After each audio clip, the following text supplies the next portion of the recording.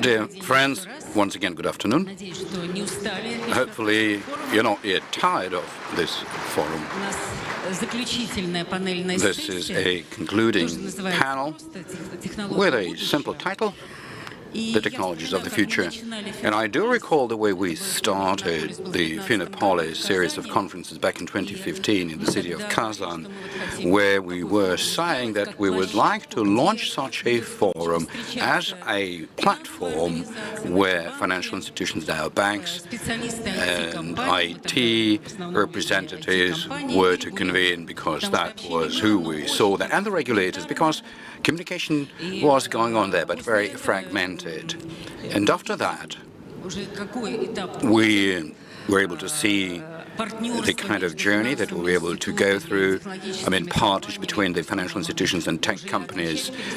It's almost impossible to discern one from another, because the banks sometimes are called tech companies. The tech companies are moving into the financial sector. Then we were going through the period when we were considering Finopolis forum, where the market players and regulators could work out key projects that we were supposed to do within 1 or 2 years. That was the Sochi period. And I recall the previous forum had 4 tasks. Olga, during the previous session here, announced 7.5 one, although she shared that accountability with the Minister of Communication. So that was doubling down on what needs to be done, and we'll try and do this. But I would very much like Finopolis to also become the place where we would not fear to look into the future, where we will discuss the technologies of the future. And so I would very much like this plenary session to be a visionary exercise, if you will, because the time when financial institutions were being considered as very conservative, although very sound, but nevertheless conservative in terms of nature, has certainly gone into a deep past. The financial organizations are the kind of organizations whose competitive advantage in the first place are humans and technology. Humans means technology. And it is very important to us in the financial area and in the innovative companies which operate along with the financial industry, where technologies are going, what kind of technology, because they continuously evolve, and our attitude towards them also changes. Because I remember the kind of tech trends we discussed several years ago at Finopolis. Some technologies seem to be the only one, and once here, they would change the whole world around overnight, and then it turned out that they were more of an exclusive kind of a niche thing, or would become everyday run-of-the-mill kind of a platform for specific applications. So the kind of tech horse you should put your bets on, and the financiers are very pragmatic people, is a big question. It's not accidental that we decided to choose this futuristic kind of a session so as to talk about technological trends. And many emerging technologies and trends, they seem to be derived of any practical meaning, because there are some hypes around, there are others that we do not notice because we can't understand how they can be applied in a financial industry. But nevertheless, they are being used, and so it would be great to understand it. And so it would be great during this panel to talk about the future technologies and also hypothesize about the possibility of practical applications. So let me introduce our panelists, traditionally, in alphabetical order. Vladimir Verkhoshinskiy, who heads the Alfa-Bank. He is the Senior Managing Director he came to run Alfa-Bank when the laurels of the best digital institution was something that both the major government players and leading tech companies claimed to have. And so effectively, they had to really fight and demonstrate his effectiveness and rethink various approaches. And Alfa has always been demonstrating something that made us be keen to find out more about technology. And so it would be great to hear what kind of technologies you are putting your bets on. Vladimir Efimov, Deputy Mayor of Moscow. We are in Moscow, and every day we do observe the way Moscow changes. New subway stations, new parks, new appearance that the streets acquire, and that really impresses both Muscovites and the guests of the city. But that is the tip of an iceberg. I'd say that more fundamental and deeper changes are taking place in a way that the eye doesn't behold underneath the hood, so to say, and that applies both to the businesses and citizens. Well, I'm sure that the citizens do notice digital services, digital education, digital healthcare, and many other things. And Moscow is indeed an example of us saying, coming true out of the things that many are just thinking as theory. Mikhail Kovalchuk, the president of the Kurchatov Nuclear Institute. Me personally, am very impressed by Mr. Kovalchuk, by his ability to see the human progress, to observe such global themes and monitor the human progress and knowledge as a single body, to see the rationale and trends in it and view technologies as part of the common for all humans move into the future. Hopefully, it is going to be good. And so the Kurchatov Institute, one of the core nuclear research institutions, actually became one of the biggest interdisciplinary research centers. And I hope that your view will help us step above the sectoral issues, which often restrict our vision so as to cast a broader look at things. Sergey Shvetsov, chairman of the Board of Trustees of the Moscow Exchange. Sergey and I worked together for almost 10 years. I do not know any other person who could generate as many new ideas as Sergey. To us in Central Bank, he has always acted in the role of an inner futurist, a visionary. And nowadays, when the future is as nebulous as never before, we really miss you, Sergey, very much. And I would like to begin, nevertheless, our conversation by first addressing Mr. Kovalchuk as a reputable expert in technology development, as a visionary. What kind of key technology trends you can identify, the ones which may impact human progress, as well as the progress of the financial industry as part of the human future within the next 10 to 15 years, as well as possibly what kind of risks there may appear, what kind of new products and services that may emerge thanks to the technology innovations which will define our development. Thank you, Elvira. You know, I am amazed. You know, once I was walking through the halls out there to see what is exhibited, it was difficult to imagine. You almost end up in the future that the futurists were trying to draw up, but actually turned out to be real. And I would like to congratulate all of us upon such great successes. So this is reality. But simply because yesterday I was listening to the opening plenary session, and at times you would hear somebody saying that I'm an optimist, I'm a pessimist, and I'll tell you that I'm a realistic person. And I must admit that I recall then, when in 2007 the President announced the first scientific project that was Nano Initiative, then I was having an interview to Spiegel magazine from Germany, And I had an opportunity to reread it again. And so the correspondent looking at me was saying, you are a great country trying to pretend that you're something, but actually you are just a gas station for the rest of the world. And I responded by saying, please tell me, what are the better things in Germany that you can do? And he, in an unexpected way, said, automobiles. And I said, just imagine that you have no resources, and roughly speaking, we are supplying you with everything, oil, gas, resources, and then you produce cars. In the past, you were producing Volkswagens, then you were displaced by the Japanese and Koreans. You produce expensive cars, and only the countries who earn super income from oil can afford it. So you are interested in high oil price. But most importantly, we are rich with God's grace.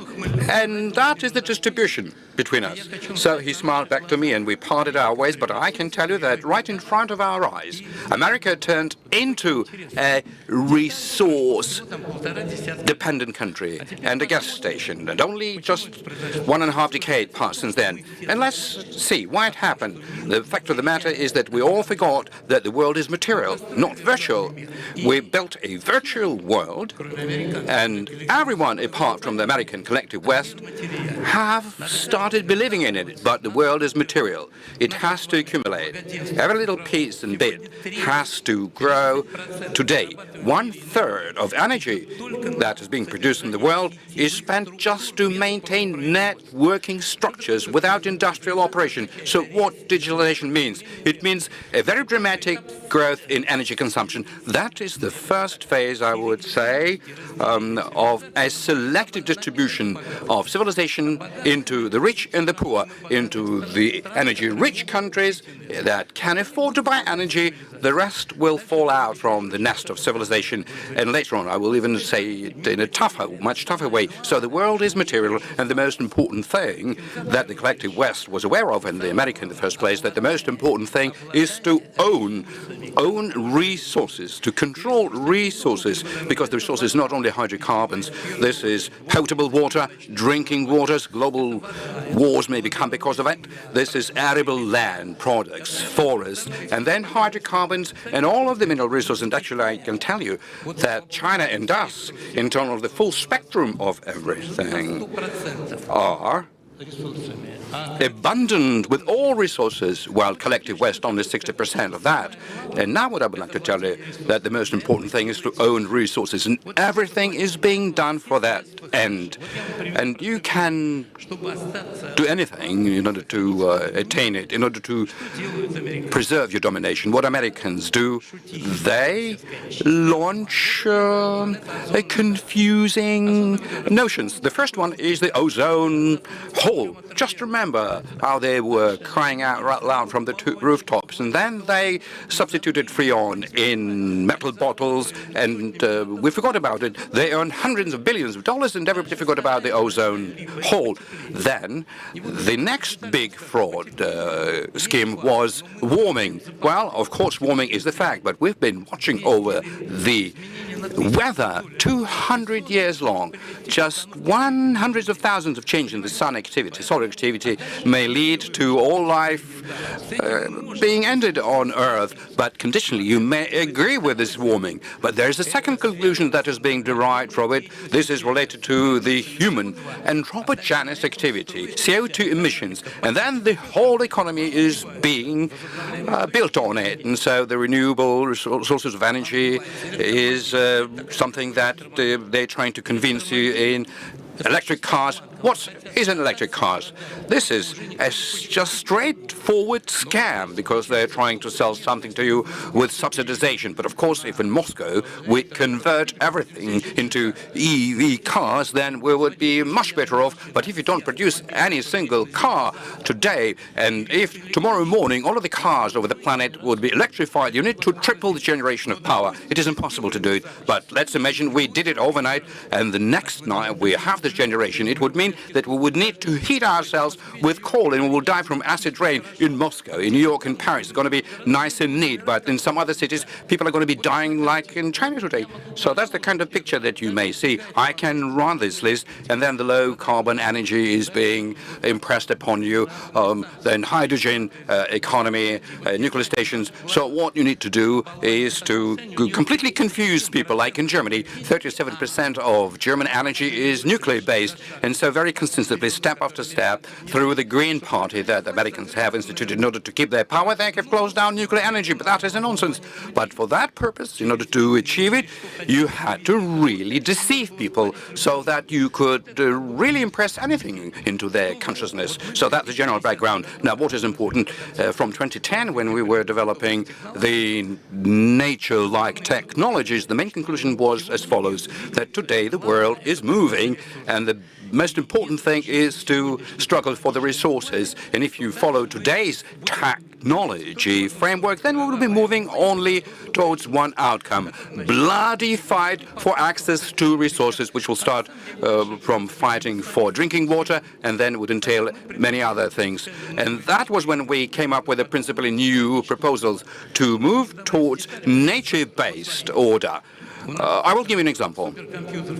For example, we've got a supercomputer in the Kurchatov institution, and you are familiar with the following thing. It's a heating device rather than computational. For example, you have a supercomputer, and then you've got kilometers of cooling system lines. So effectively, that is producing heat. And just a couple of years ago, the capacity of one human brain started equaling the capacity of all of the supercomputers in the world. Definitely, we did something wrong. But the human brain, this small organ that created everything under the moon, consumes only 10 watts at peak and 30, up to 30 sometimes, but this is not the case for everybody. So altogether here, I would say each of us will consume 30, so we went the wrong way, while effectively one needs to recreate a living nature. So without getting into details, but nature-based solution is to create the kind of systems which would consume exactly the way nature does. Now, what is very important, simply because there is a game without any rules and the fight for the markets, we are in a predicament, because on the one hand, it is important not to be deceived, very important, because we had this conversation about the hydrogen economy, great people, and saying that tomorrow they will start generating hydrogen, and they would be really pushing it down the pipelines here and there, and they forget about the fact that hydrogen and oxygen are flammable gases, and everything will blow up into the air in a second. So let me go to I will go to the hydrogen if I will get another minute. But what I would like to say is that being aware of it, very important, not to be the victim of a fraud, but also not to miss out on a new technology. But what you need for that is to have your own, based upon a deep scientific expertise, your own development agenda, rather than just trying to run in sacks for what is being sold to you as the ultimate gain. So, another thing, we always had a lot of scholars, but we didn't have enough people who could manage. I mean, back in the Soviet Union, science was great, but no management, so there was no innovative economy because nobody had any need for it. After that, we were able to fill in this vacuum, and today we have so many people who understand management and how to do that.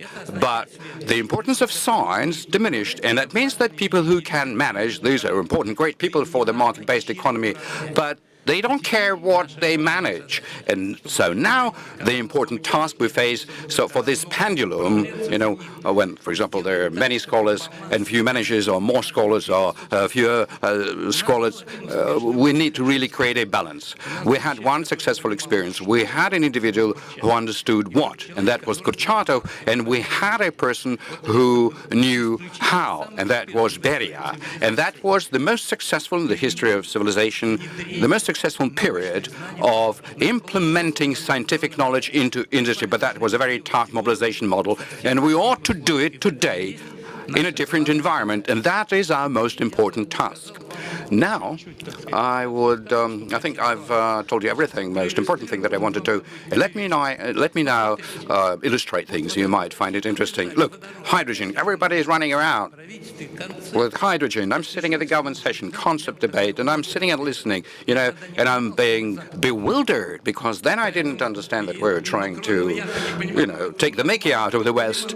Well, a few people were aware of it, but the whole issue was that the hydrogen energy emerged in the world in 1978 in the Kurchatov Institute. The then director of the Kurchatov Institute, my predecessor and the president of the Academy of Sciences, Anatoly Alexandrov, simply because the nuclear energy was simply just a regular flow. We were the best in the world, and we didn't know then how to switch the station during the night, during the day, and so we were thinking, what are we to do with the energy during the night? And so we decided to convert it into hydrogen in order to preserve the energy that was being produced.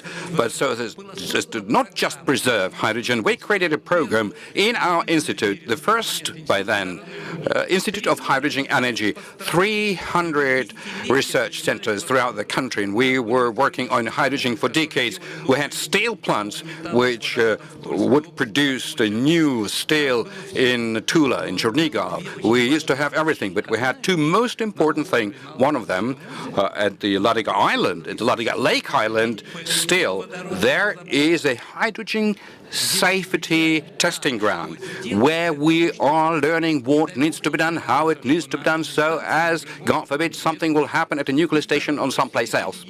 And secondly, everyone decided to go for transportation, and Tupolev Bureau and us produced the only hydrogen aircraft, Tu-155, which took off 5 times. Inside that aircraft, everything, instead of chairs, there are vessels containing liquid hydrogen at minus 270 Celsius, while the rest of the cabin is filled with helium, so as to avoid it getting exploded. Would you like to take such a flight? I invite you to. And why we did that? Because when we decided to launch our aircraft carriers, as opposed from Americans, we don't have any bunkering, for 100 different marine bases. And so what are we to supply the aircraft with? Jet fuel. So we decided that since this is a nuclear aircraft carrier, we can convert heat into hydrogen, and so, all right, a pilot will be able to take off from the deck, and he won't have far to fly. So, A, you need to know a lot, and B, you need to remember that we live in the greatest country in the world, and don't run around looking at what the West had decided, but rather ask the people who may still keep it in their mind and know, and we'll tell you that it was once in the past when we put a stop to this hydrogen hype, when Americans were trying to push it into our country with feet and hands, and we told them, all right, if you want to, we can put up the hydrogen gas stations almost tomorrow.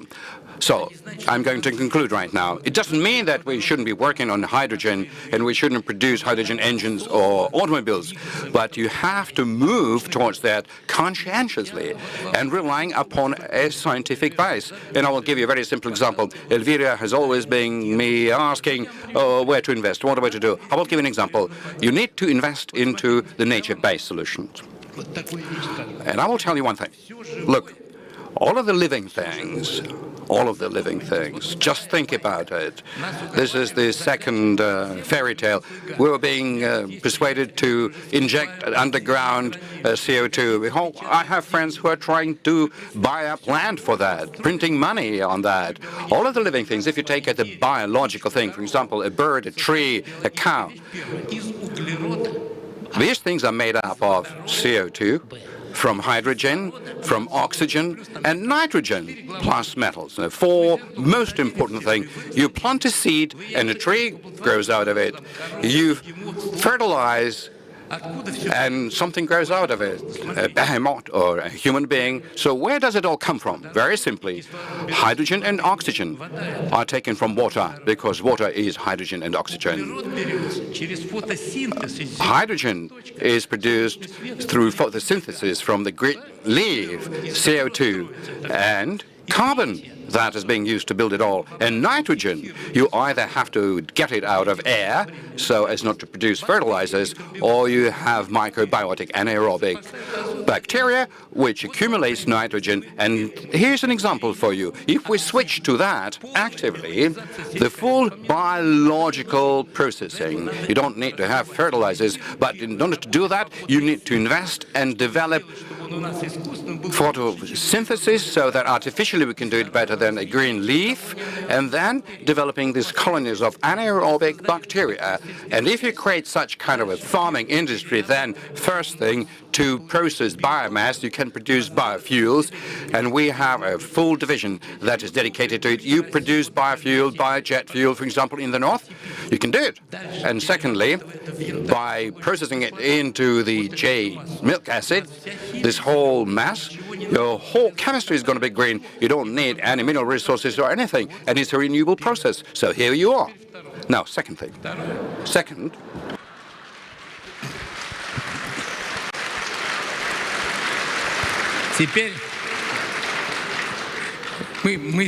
well, now, Kurchatov Institute, as tasked by the president, is having many initiatives in energy synchronization and farming. I'm finishing right now. I've got 3 more sentences.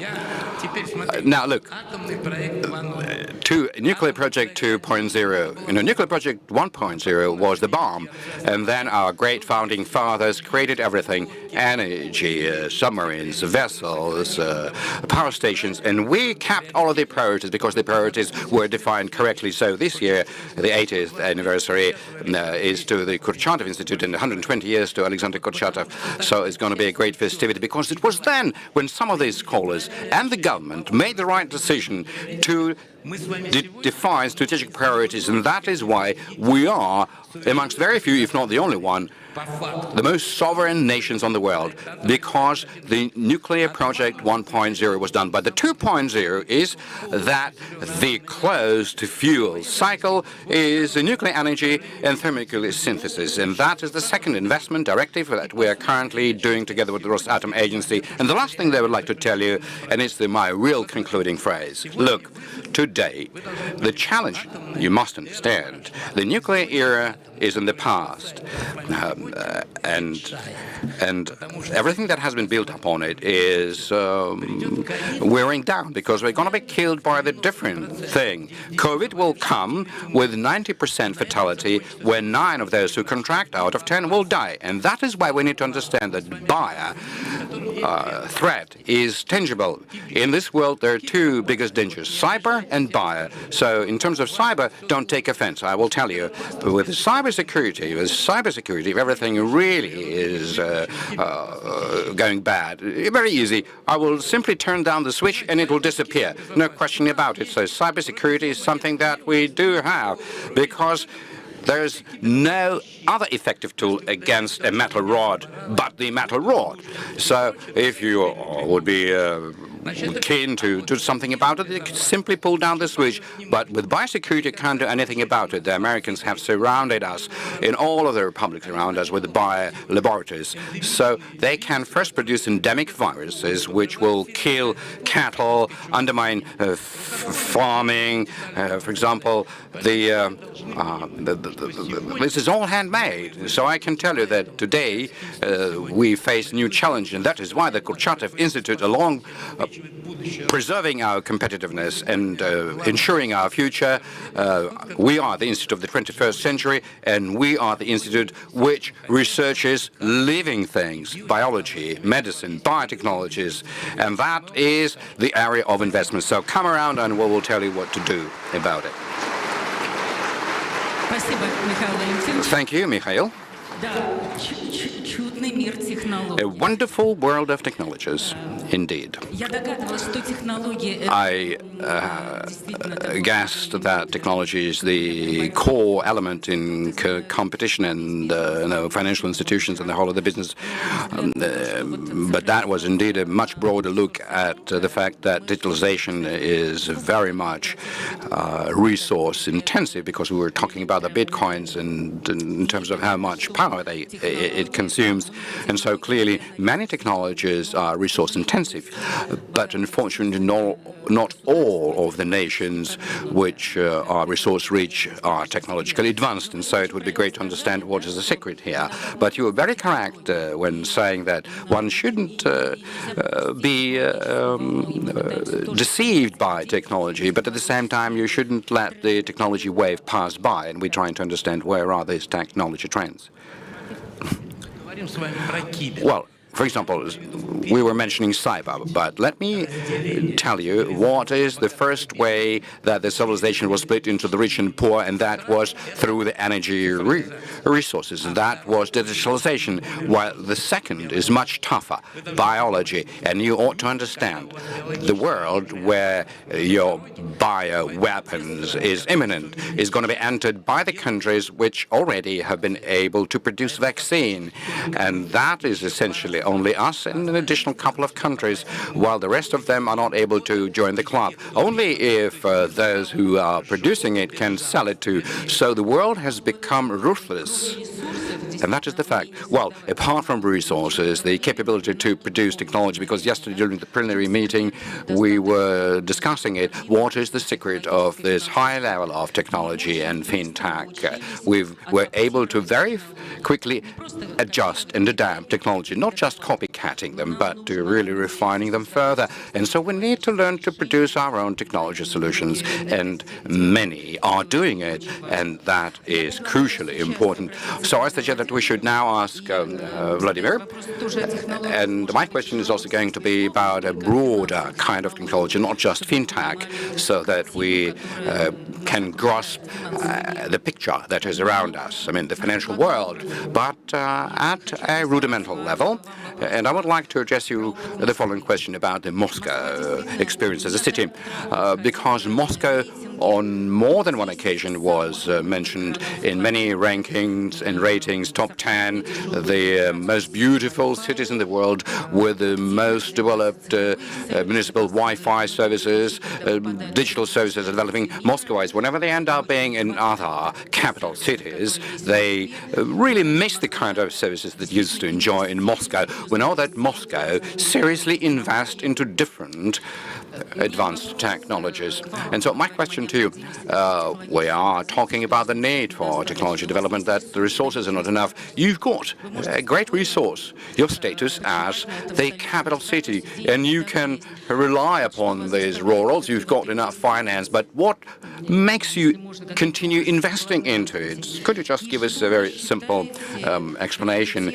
And what do you believe should be your priorities for the next 3 to 5 years? Because we observe the way the Moscow is developing so fast, and we understand that these cannot be chaotic. There are plans. Maybe you are familiar with these secrets of technology development that you are relying upon. And immediately here, my third question.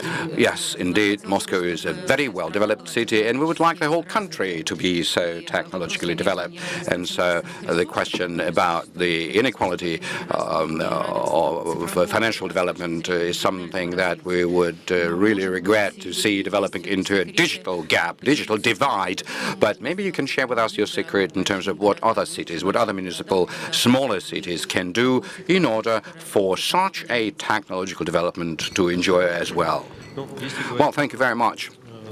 Speaking about setting the goals and what we see as the priority, definitely that is developing the kind of city that is going to be comfortable for its citizens. Because speaking about the capital city status, that means indeed a certain bonus that you must be able to dispose of in a proper way. Because whenever we compete for technologies, whenever we compete for the top skills, when we compete for setting up very super modern production operations, we do it internationally, where Moscow acts as a bit of a hub, not only in terms of the capital city of the nation, but also as the kind of a hub which is a research and scientific and production hub.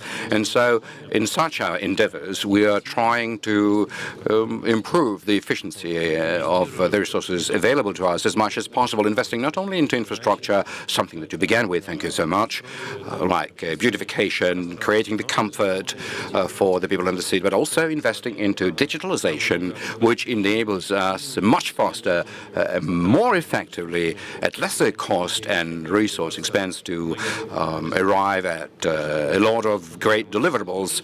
Of course, we spend much more power and electricity, but the most important human resource is something that we also apply very effectively. For example, if we look at the way the city interacts with its people when providing public services, we all have gone through several stages on the way to pass through another one. I will mention it separately. When to begin with, we started converting our services into the digital, and we effectively were able to start the electronic mail exchange or signing up for various public services. Second part of it was when rendering such services, we substituted some of the functions that previously had been done by a human being to AI. And the second part of it is what we're trying to implement right now, which is providing most of these services which we see possible in real time, because nobody would ever imagine right now, in order to find out the balance of your plastic card and send a query into the bank, then wait for 30 days and only then see what is going on. That happens in real time. And so likewise here we can see that many services can be provided online without any delay. While the second component here is that many services through digitalization can be done proactively. You don't even have to request the public entity, because the government or the municipal agency can always see what the people in the city are doing and may decide what is required. And so the third thing, thanks to digitalization, is to provide super services, as we describe them, when we step away from trying to resolve a certain specific situation and move over to the live situation. So the first such super service that we launched was in our big renovation program, when we realized that with the growth of various tasks related to the relocation of people in the city, when we were commissioning new housing, we either need to increase the number of government employees or to automate this whole thing. So today we've got twice as less in the number of Moscow government employees who are able to support the relocation of the amount of people 5 times more. And so that means that in this program we're able to make sure that all of the paperwork required is collected very quickly. And by the time that somebody needs to be relocated, all of the paperwork is going to be ready. And all of such things enable us to comfortably interact with the people and utilize our resources much more effectively.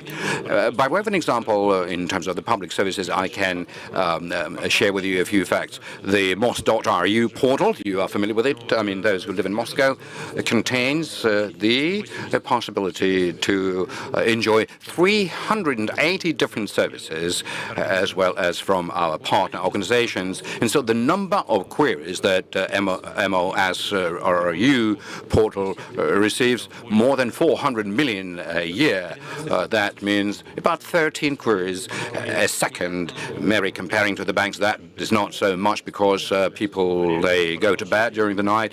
Then during the business hours, when you generally see the maximum number of queries, we've got 30, 50 queries a second to receive different kinds of services. That would have been impossible to support. You can imagine the number of telephone call centers or telephone lines dedicated to it, as well as the operators who could just process all of it if it wasn't all digitalized. Now, other important things that we use in the work we do are the so-called digital city twins. We have created the city 3D mapping to which all of the information resources were connected that the Moscow government has, and within the conferencing that we maintain to make various decisions, we can respond to various questions instantly rather than take our time to look into it, which enables us to really be very agile, and we are able to improve our efficiencies by 30%. I mean, you can run the list, but I would draw attention to additional two things: healthcare and safety. In healthcare, we're actively introducing AI, computer vision, and in such sectors as computer analysis, like MRI, when introducing artificial intelligence, which is the computer vision, that is the way we describe it, we're able to get preliminary tests in a much better quality than otherwise you can ensure in every separate clinic or hospital. So there is a special center where top-skilled HCPs can go through a great number of scans and give you the required decision. Another example that I wanted to share with you, which is in the area of safety. During the past year, by using external operator services with the facial recognition and other systems, we're able to apprehend, just using computer technologies, 7,000 people out of 30, which were put on the wanted list because of various severe criminal activities, and that helps the law enforcement to work. That is really something that remains outside of our general awareness. And the number of cars stolen because we have this computer vision in the city has gone down almost 10 times over the past 10 years. And that is also the result of the digitalization that we are able to observe on a daily basis. So speaking about the city having the state is something that you also have to dispose of in an appropriate and correct way. And the kind of resources that are available to you is something that you should apply as much as possible. Now, if you are to ask, are we to share this with other regions? This is something that we also do. All of the digital solutions and the software that we are producing, we are happily sharing out.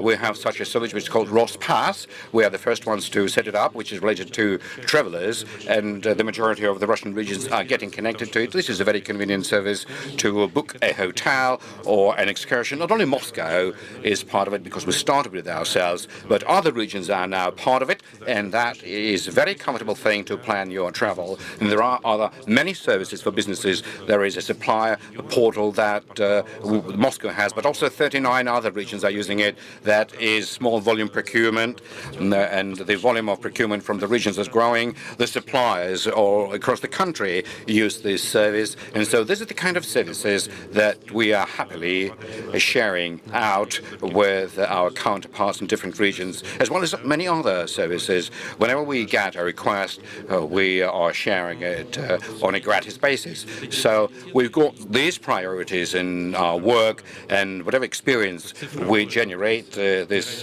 digital divide is something that is not correctly to describe, but the kind of digital achievements that we're able to do, we're always ready to provide to our colleagues in the other regions. Thank you so much. Truly. Moscow has a very interesting experience. It is really moving very quickly.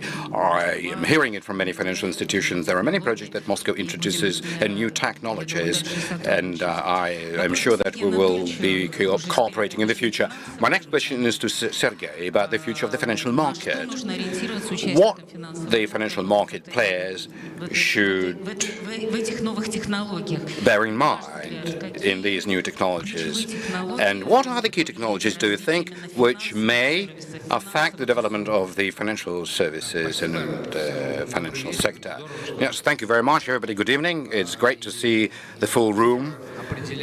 Yeah, the digital today is defining and will define the development of the financial market for a long time to come. The digital is our everything. And so speaking about what's in store for us, we're not strongly changing this agenda at the Finopolis conference. So, in terms of the question, how fast, I would say that artificial intelligence, the deep machine learning, and then changing the low skill sets, starting from the car drivers and various operators, and on and on and on. And so this whole discourse about the value of energy and the computational technology is really the key one, because the barriers in terms of the speed, I would split into two parts. Technology is where we are more or less okay. We have sufficiently smart engineers, and the base is global, no matter what kind of obstacle there may be. We do have access to the parts, but there is a second type of a barrier, which is a mental one, a mindset. And so, speaking about the speed of introducing various innovations, one should always consider the extent to which the society is ready to embrace it, to what extent the regulator is ready to let it go, because we're currently talking about the kind of estimations that are not subject to administrative control and free from any political sanctions. But if we are saying that this kind of an estimation is there for one kind of regulator that is not capable of blocking it, that would mean that a different kind of regulator won't be able to do it either. And so the question about how you can use AI is crucially important, because in my view, whatever is being done right now is being done correctly, for the benefit of productivity of labor, but to a large extent, AI helps better and quicker to market it. And it's not that we are able to produce a customized product for an individual and make it useful, but rather what is easier to market and sell today. I mean, steps are being undertaken which enable one to sell more into a single pair of hands. Now, does a human being need it? Nobody's asking a question. I mean, the one who makes a greater profit, he is the right entity. And so this infamous year, that we have these KPIs, the end-of-year profit, and there are different deferrals, but that is not of a principal significance. So I believe that the future is in the B2C, not that, but the M2M. What I mean, when an AI is not only going to be on the side of the businesses, which, thanks to all of the properties and capabilities of AI, can faster, cheaper, with greater quality, provide services to households and human beings, but also on the side of a human being, when a human being is relieved from the need to make a choice and allow the AI to make it for the human being, but the kind of AI which is not working for the businesses. And so such vendors are going to emerge anyway. And the fact that we're creating the single space for the data, we're sharing these technologies, really making this future come closer. Although classically we are undervaluing what is going to happen within the decade, we are overestimating what will happen within the next 2 years. And so the new topic, DeFi, it already has been referred to during the conference here, and it sounds strange. We're talking about DeFi, but at the same time we are talking about the brokers and some kind of exchanges that would be the funnel for the digital financial assets, where you don't have any brokers, no exchanges. There is a customer and there is a supplier, and in between them there is no chain of intermediaries, and that is exactly related to the mindset of acquisition, because people today are not ready. Even when they buy an apartment, for example, I'm on the board of directors of one of the construction developers, and you can take a look through the virtual reality of the kind of apartments which are not yet there physically, because they're being built to walk around it, move your furniture around. Using AI functionality, you can get some advice, so you don't have a human being, but an AI produces it with a artificial voice. And we see that people are not really keen to use this service. They need to have a living realtor with whom they are able to share the accountability for a rare choice, because it is not every day that we're buying a property. Some buy property only once in a lifetime. And so to make the full decision is difficult for a human being, because a human being needs to talk to somebody and needs sometimes to be even pushed a little bit. And that is why the marketing technology, using it really nicely, because they're not expensive. Because in the past, the bond market used to have people with several million of dollars, because the cost of servicing such customers was very high. Now, technology even enables somebody who has a capital of $1 to invest it, and that brings about a mass phenomenon. And so reducing this cost and making it possible for a human being also to apply AI, which is not AI on the side of the seller, but on the buyer, and that is what would make DeFi take off, because people are not able to visit 15 marketplaces simultaneously in order to buy, I don't know, a plasticine for a school kid. For example, they go to one of the marketplaces and buy it, but an avatar which will do this routine thing for a customer doesn't have a problem visiting 15 marketplaces and exactly find the plasticine with the best cost-value ratio. And only then that would make brokers disappear, the one who are offering securities to an individual customer. Exchanges will disappear, which concentrate in a single place this habitual understanding of different financial instruments as options. Now, how quickly that may happen, I believe much quicker than we can imagine. I believe that the fiduciary management programs that we can see now on the basis of AI amongst the major players already have various elements whereby help is being granted subconsciously to customers what to buy and how to buy it. So the second very important point when we talk about the future, virtual reality, VR, as strange as it may sound. The young generation, and for example in Japan, there are almost 20% of teenagers who are ready to escape from the real world and live in the virtual world, which in their mind is much more versatile and interesting, and completely give up on the kind of values which at least my generation finds quite habitual, and live in the different value set. And so in such a virtual reality, there is money as well. And moreover, cryptocurrencies originally emerged in the computer games, where certain tokens were being earned that one could use to buy certain elements of that the game. In order to do the game, you needed to have. And so if in the virtual reality you would disconnect yourself from it, this virtual reality will swerve off into its own path. And we need to take into account these things, so that the financial sector shouldn't forget about the things such as virtual reality. And so this BSD is a very important project, because the central banks cannot afford it to happen there, so that the national currencies would ignore a big part of the social life, because that must reflect the value exchange, even if the majority of the population doesn't see it to be a value.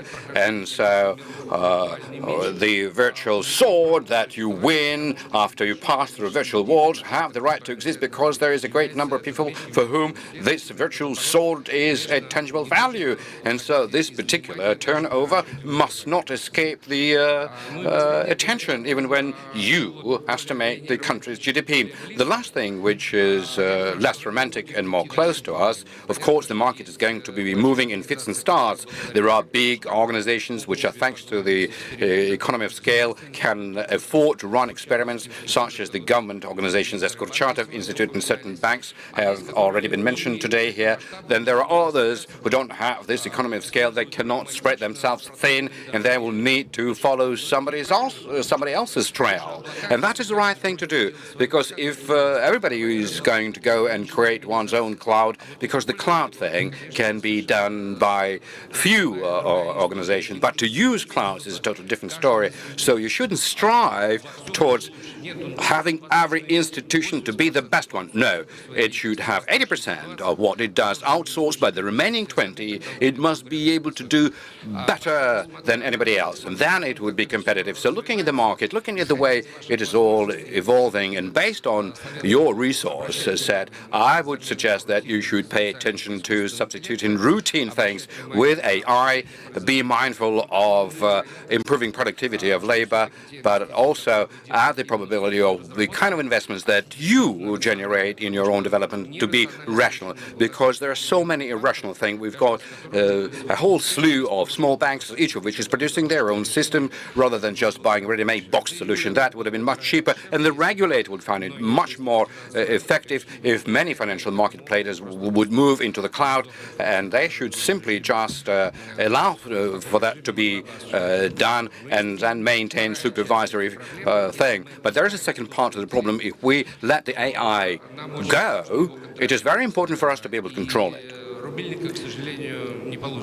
So it won't be possible to turn the switch down, because if all of your recordings have been deleted about your balances in various financial institutions, by putting the switch on, you won't be able to find your securities or your coins. This is going to be a big chaos and a big problem. So practically we are not have no Центральный банк Российской Федерации, другие центральные банки, это все равно элементы, которые вот без paper money left. So these are the kind of elements that won't be able to survive without electricity.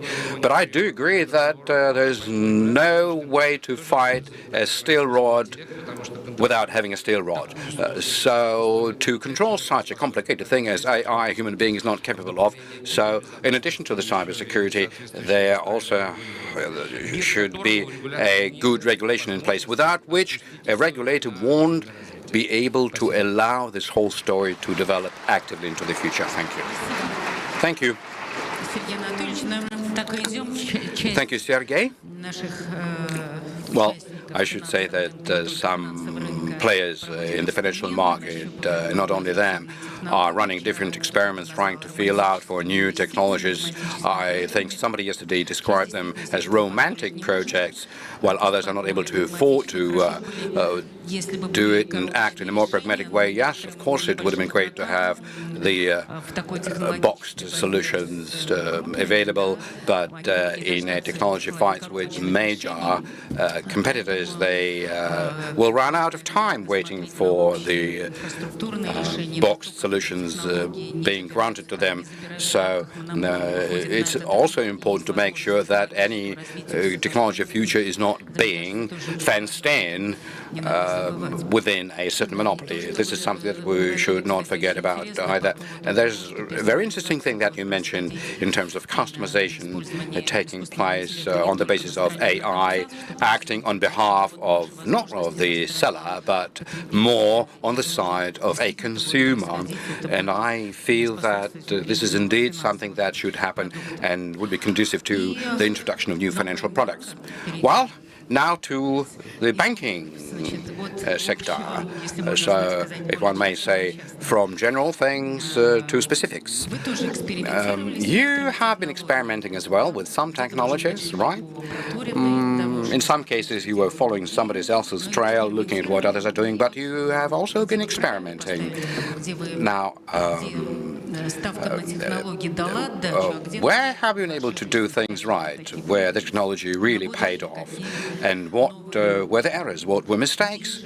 And for the future, what kind of niches, what kind of new innovative services that you can imagine for yourselves in the future? Well, there are two questions that are interrelated. Let me begin with the first one. By nature, I'm very self-critical. If we've been able to omit noticing something, I'm not afraid to say. But speaking about the Alfa-Bank and the Russian banking sector generally, then in terms of any big mistakes in technology, we didn't do that. The Russian fintech is the best fintech in the world. This is not just a slogan. This is a true fact. Well, look, in Europe, the major players have slapped on the daily banking technology and digitalization of the routine operations and transactions. And so They have Revolut.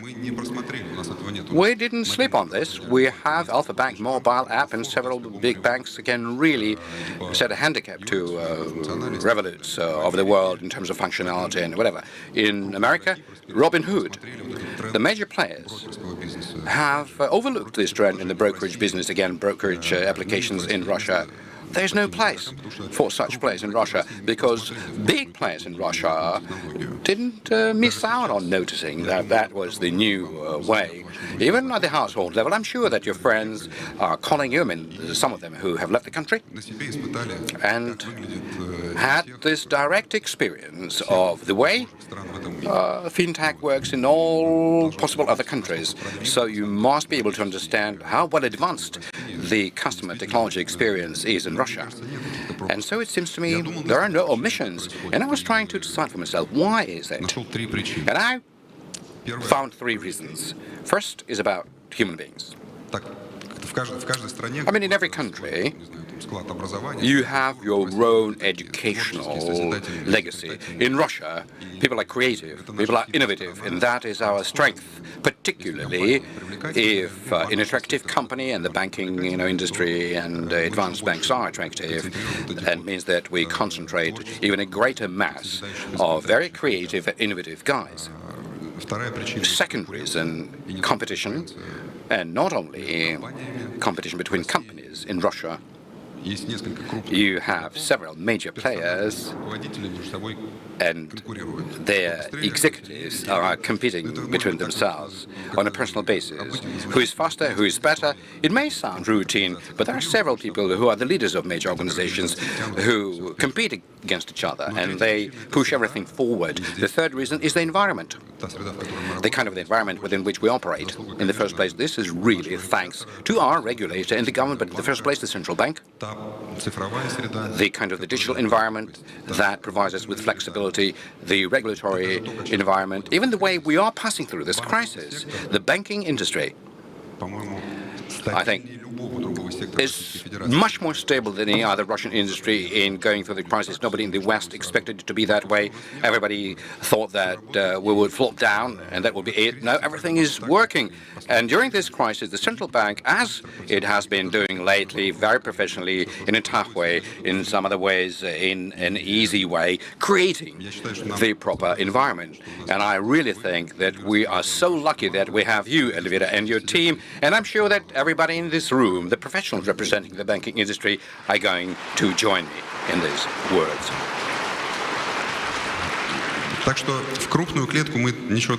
So, we didn't really miss out on anything. But there is a new trend out there that is currently taking place and evolving. I described it for myself, a mobile bank rather than a mobile app.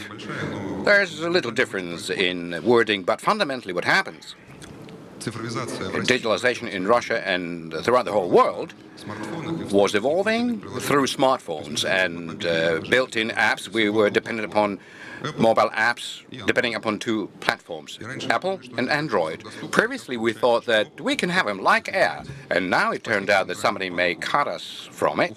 Thanks to the central bank, Visa and MasterCard living in the country really didn't create any problem, and we didn't see anything because we were thinking that Apple and Android would always be available. But one should say that there's not only our Russian local problem. In Europe, they realize that, and they are now looking into passing the necessary laws. Durov is complaining that Telegram is having problems in terms of clearing through various regulatory barriers. And so there's going to be a transition from mobile apps towards other means of customer support, web, internet, I mean, in the first place, online banks, not just mobile banks. That's where we try to dig into, and honestly, we're not looking into it so deeply, neither Alfa-Bank nor the whole of the industry, but that is where you find much greater freedom to create. You don't have to update anything there. Whatever you do is what your customer gets instantly. It's not really important what kind of smartphone you have or how much money you paid for it. If you're a student and your smartphone is not full capacity or hard capacity, that really doesn't mean anything. Through web technologies, you can enjoy the same kind of services like the state-of-the-art iPhone. so many advantages. Of course, you will need to do some work here, and so we believe that towards the end of the next year, our online application is not going to be at all inferior to a mobile bank. Along with it, after the web services will go into the messengers such as Telegram and VK. So this paradigm change from mobile apps, in a broader sense of it, to mobile banking rather than mobile application, is a big trend in Russia and for the fintech for the next few years to come. I am convinced of that. Thank you very much. I think this is a very interesting observation about the way the banking business may develop. But I've got another question to you, and after that I may pass the same one to Sergey. So this technology development that we're seeing, where new technologies appear, and on the basis of these new technologies, there are new ways of organizing business processes. And here at the forum, actually, we spoke a lot about the decentralized finance. And in many ways, this is a challenge to the banking sector. I mean, to the old form of organizing financial sector. Do you see it as a risk? Do you see it as a kind of a challenge that you can embrace, or build a hybrid model, or you are not noticing it, for example, DeFi that the whole world is talking about? So what's your take on that? DeFi, I think this is an obvious trend, but this is a bit longer term. And this is exactly the example of a technology when in a centralized way the government and the regulator must do it for the market, but it seems to me that it would not be developing in rapid pace. So there has to be a crucial mindset change. And so we're not afraid of this technology. Most importantly for us is to organize our work in such a way so that we can always be at the very vanguard of it. We've got hundreds of teams in Alfa-Bank. They're very much independent. They are making their own decisions. Honestly, I am not aware of what they're doing. So if there's DeFi, they will build it. And so continuously, they are generating certain things. So my task, as I'm always saying, is to set the priorities, current priorities, long-term priorities. And I'm always telling to my team, hey, guys, we need to spend our resources right here and now.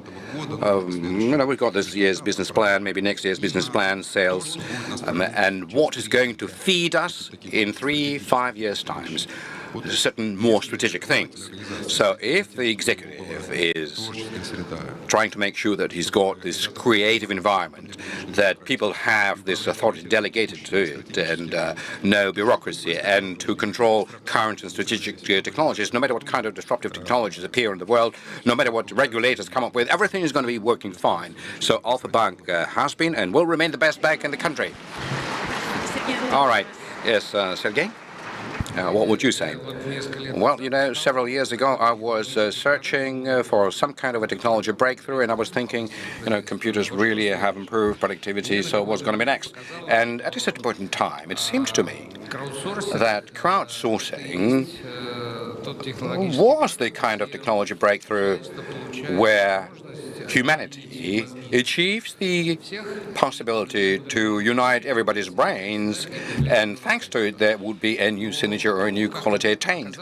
But somehow later on it turned out that this thing doesn't work. Individualism, alpha males, the profit centricity, that was disrupting this societal romantic concept of the common good. Maybe there were certain examples where this common community thing is functioning, but I'm not really much believing in it. And so I don't really think that such a construction as DeFi is going to create effective barriers against abuse. And any this is simply having trust in pure technology. Technology can be for evil as well as for good. For example, every year computer productivity doubles, and it all is being used to counter cyber attacks. And so I believe 90% of the productivity growth is being expensed in order to counter that. Maybe the computer manufacturers are creating these cyber attacks in order to justify for what they do. I don't know. But this problematic idea, saying that finance could be fully decentralized, I think that is going to be developing as a hybrid model. The regulators' digital maturity would enable the things to be let go. But looking at the way the international regulators are treating Bitcoin, or have been, and all of a sudden, in 10 years' time down the road, they realize that that was evil. That was a very long-term experiment for them to understand what comes out of it. So far, no great thing has come out of it, and so this regulatory-free environment hasn't really demonstrated itself to be good for the consumers. So I believe this is going to be difficult, and this difficulty somehow is in the lack on the human side of having an independent ability to assess things, because a human being has a certain limited experience in interacting with distributed systems. So a human being has always to rely upon the herd instinct. I mean, if everybody uses it, I'm going to use it as well. But as soon as there's a whole mass of not very well-skilled users, there are wolves appearing who would like to, gobble up all sheep.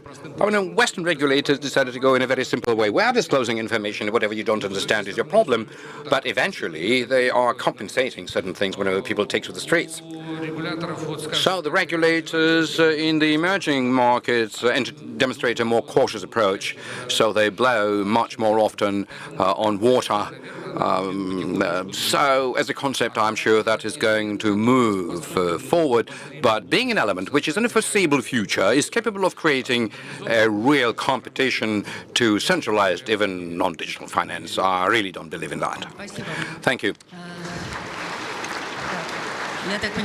Well, the way I understand it, we had a discussion yesterday that DeFi without CeFi would find it very difficult to survive. And so you can talk about the regulator's role here as well, but nevertheless, my question is where I will bring us back to technology. Many technologies are very costly. Even if some of the companies are going to tread the way into the future by filling out for things and would be ready to invest. I mean, we are going through the times when not many can afford it, but in terms of technology development, in many industries, there's a big role that is currently being played by the government, which acts as an initiator, an investor, a coordinator for certain major technology projects. In the financial industry, we as the regulator have focused primarily upon infrastructure. I mean, not on commercial developments, but infrastructure. So, looking into the future, what kind of role can the government and should the government play in order not to stifle the private initiative when it is not yet clear what will produce effect, what won't produce effect, when you have to spend a lot of money on it right now, considering also the fact that currently we do not have the kind of ability that we used to acquire technologies when we now have to produce a lot ourselves. So what can be the role of the government here? And I would like to first direct my question to the Moscow representative. What could be your role as the federal subject in initiating such things? Well, we're trying to produce a certain request towards the kind of change that would enable us to deal with the emerging challenges. And I gave you the example of secure city and safe city. Facial recognition as the issue, it came to be recently. And so originally what we were tasking ourselves here was to apply it to the city in safe environment in this city. Developing a product is not such an expensive thing. We definitely knew what the outcome could be, but there was a high level of uncertainty. And so we created a sandpit, so to say, into which we let several operators who are providing us with such a service. And through that, each of them were able to produce their own software. And so at the outcome, we were able to enjoy the best quality out of the possible options. So right now, when this service is much cheaper than it used to be in the beginning, we can use such technologies in our everyday life when, for example, you're using facial recognition when paying for subway. This is the kind of application, the kind of role that we see ourselves being best at. And that applies to other IT areas. For example, in healthcare, we are, of course, providing impersonal access to computer images when, for example, developing the software that would enable developers to create the preliminary diagnostics. And that is the kind of the database approach which enables specialty companies who produce such software to fine-tune quality, to improve the effectiveness of the products that they turn out.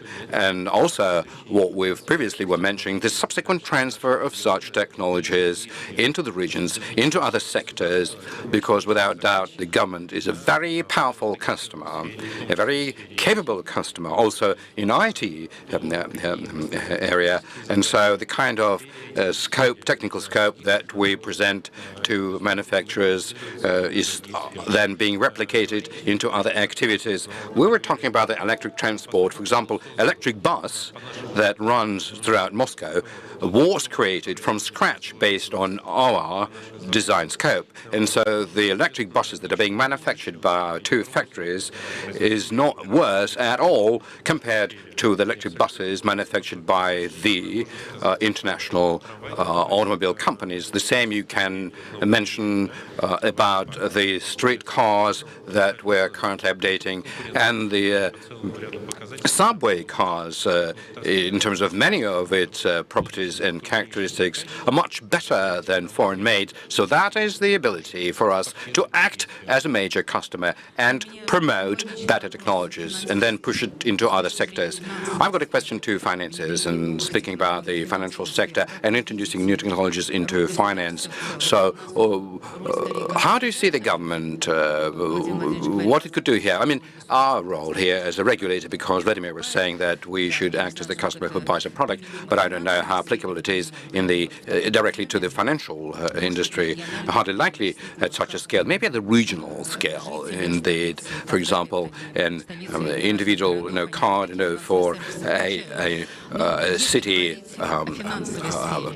person. But speaking about the financial industry and technology development against this fogginess that the technology development can be described as, what should be the role of the government in a broader sense and the regulator here in a narrower sense of it? Well, it seems to me that currently we have a very proper balance, not to be in the way for the businesses, but at the same time certain things are happening, because quite often, where's the players, we cannot come to an agreement. Or quite often there is a project which a single financial entity would find very dear to implement. So the fast payment system, then the household and corporate digital ID project. Sergey said that doesn't believe in the DeFi. Neither do I. And yesterday I was also saying that I don't really trust in the open banking or open finance when the banks are being forced to really pass their customer data to whoever it is. If you release this personal data to small players, that would be a security hassle. But if you give it to other industries, other industry players would be able to earn their billions of what the banks were trying to very diligently collect. So you go into the open data where the government services, like if you want to get some sort of an official paper or official confirmation, that households would easily go it, and the banks would really support this happening. Sergey, do you have any thinking about it? To look at oneself, yeah, in the past. What would you have wished yourself to do? Well, in Moscow, for example, there are parkings and traffic planning and the forecast of the number of vehicles. I mean, Moscow is a great city in organizing its parking spaces. The same applies to the data centers. If Moscow sees itself as a technology hub, through concessions, we really don't have enough data centers. In a modern world, a data center shouldn't be a bottleneck. And so Moscow could easily provide such concessions. Particularly there is a new Moscow territory. You don't have to have it all downtown, particularly since because of certain considerations we go back to the distributed data centers. The standard in the past was 700 kilometers, in between the main data center and the backup data center. I think Moscow misses a little bit of that. As far as the federal level of regulation is concerned, it seems to me that we are really, the market and the regulator are having such a intense debate about it. Everything is very clear, and we basically have to simply go and do it, particularly Federal Law number 115, which for different customer databases in different ways creates different functionality. So the single platform will really level things out. Biometry has to be there. You must not have the kind of competition based on somebody able to stake out a single piece of the market and not letting anybody in. And what about the customer data? Well, it's difficult to say. The model where a customer conscientiously puts in a birdie, nobody believes in it. We all put in birdies in different forms, except cookies, except something else. You don't always understand what these cookies are and how they taste. So I believe the level of abuse originally is going to be enormous, but the households are learning. And if indeed, the distribution of data, if done improper, would create social problems, I believe that the pendulum will swing in the other direction. And so this open data concept is something that I wouldn't really give up on. I do believe that through the sheer effect of scale, smaller players simply don't have any chance without being able to compete at the technology level. They don't have any chance of being able to get the necessary data. So either we part with small players or we find peace in allowing the customers dispose of their own data. Well, we've got very little time left, and now I would like to raise a question to all of the panelists, and I would ask you to come back with very short answers. In this room, we have a lot of young fintech stars. This morning, we were looking at the hackathon results. It's so inspirational. Simply, you get inspired by what our young colleagues are doing. Well, just imagine that they have come to ask you for an advice. Not highly probable in real life, but what is the technology that you would recommend them to go for? This could be a different type of technology, different level of technology, but what would you recommend them to go for? Well, that is not a question to me. I would advise them to come and work for a bank. No. I would advise them to invest into themselves, into their human skills. As I was saying, in Russia, all of the guys are very creative, very innovative, very ingenious. And so to add soft skills to it, like personal development, technology is always technology. You would be able to do something definitely. So you can choose anyone you want. Invest into yourself, into your own development, into your human potential rather than technology. Vladimir? Well, technology has this property of continuously changing. So speaking about today, we can see that very often we use artificial intelligence, and we see a future in microelectronics and moving from it into photonics. These are the kind of future journeys that we believe are having the right potential. Mikhail? Nature-based. May I tell you a joke, please? Subway, I think, in Moscow. So there is a person who has had a few cups. And so a little boy comes to it and says, I was disembarking now. And this man is thinking, if I'm telling the boy that I'm disembarking, I would need to step aside and let him go. And he turns around and says, listen, boy, whether I'm disembarking or not doesn't mean anything. The most important thing for you, boy, is to do well at school.